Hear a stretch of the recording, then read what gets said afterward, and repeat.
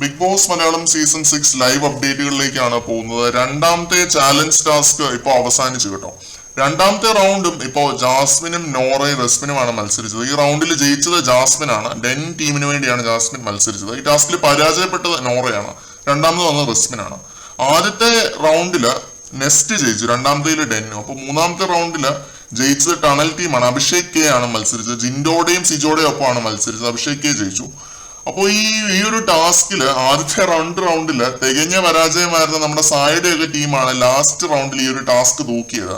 അപ്പോൾ practically speaking വീണ്ടും ഒരു സമനില അവസ്ഥയായിരുന്നു. 3 റൗണ്ടും ജയിച്ചത് ഓരോരോ ടീമാണ്. അപ്പൊ ആർക്കും ഒരു ക്ലിയർ ലീഡ് ഇല്ലാത്ത ഒരു സിറ്റുവേഷൻ വന്നു.